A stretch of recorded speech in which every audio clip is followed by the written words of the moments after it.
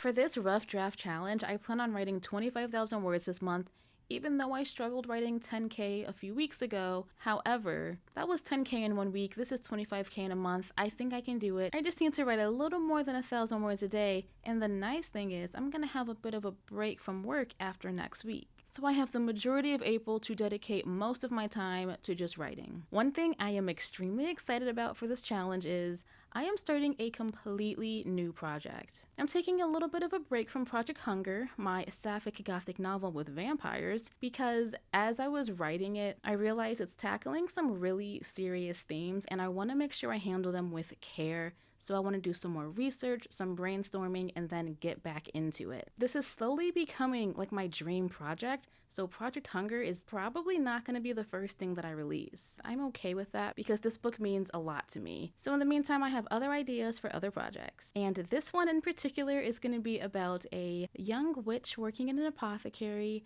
and it starts off with her trying to create the perfect boyfriend, but it going terribly, terribly wrong. I want this to be a fun novella, but with some horror elements, so I'm really excited to get started on this project. I've actually already written for today, and to be honest, I'm a little behind because today is day 3 and it's also the first day I've written, but I also didn't have an idea for this new project until this morning, so I got a little behind.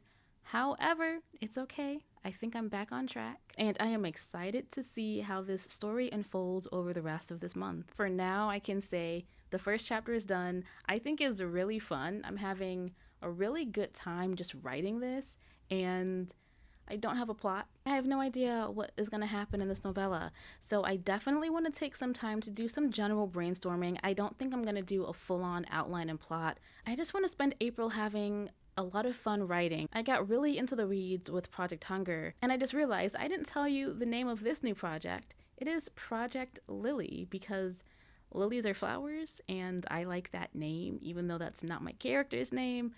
But yeah, so this is Project Lily. If you are also taking part in the Rough Draft Challenge, you should definitely let me know in the comments down below and tell me what your goal is.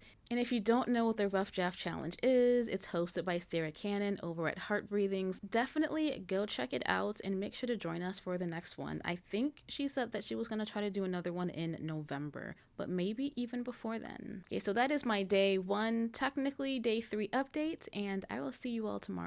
Okay, it's been a couple days since that last clip, and I did not end up writing more the next day, but I did write some yesterday. I wrote about 738 words, so not quite the 1,086 that I'm trying to write every day, but that's better than nothing. I'm gonna try to make up those last few hundred words today, as well as writing the 1,000 words I need to write today as well. It's only 11 a.m., so I have plenty of time to do a lot of writing today. And as soon as I make up for what I didn't write yesterday, that means I hit 2,000 words, and that means I get my first reward, which is playing Sims for 1 hour. I'll tell you what the rest of my rewards are as I get close to approaching each one throughout the month. Now, because I started this challenge a couple days late, I didn't have any time to do a mood board, and that is something I absolutely love doing because the visuals just really help make me feel more immersed in the world and make me feel very inspired. And one thing I saw that Taylor Ann Wright did in one of her videos was actually make a mood board that she could put on her phone, and I am gonna steal that idea and do the same thing.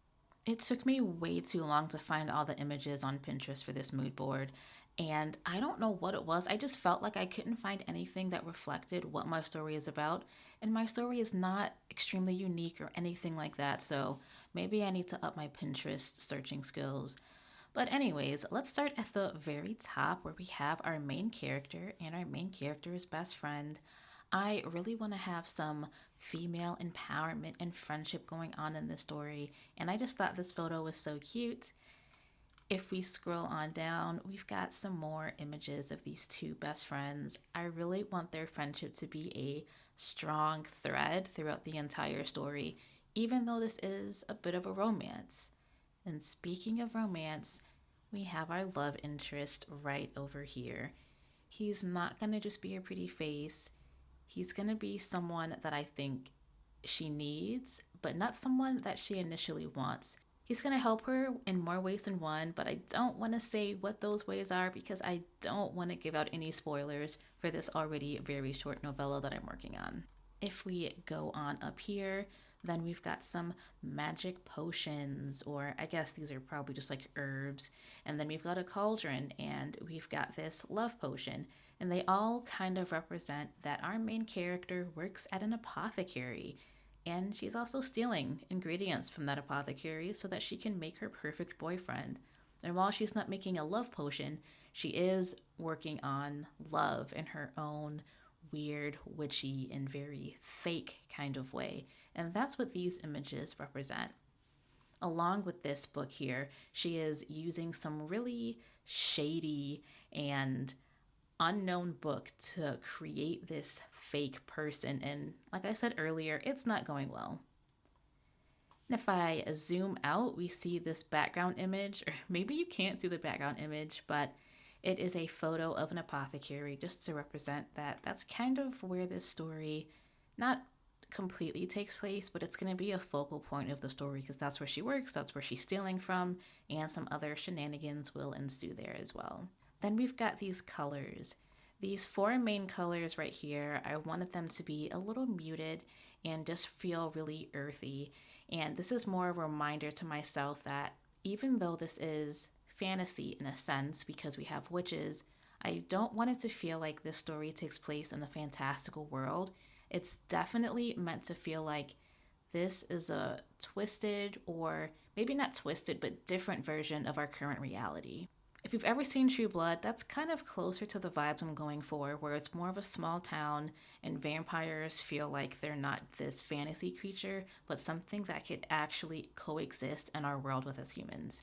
That is what I want from my story, but with witches. So this is my mood board, and I already have it up on my phone, and I absolutely love it.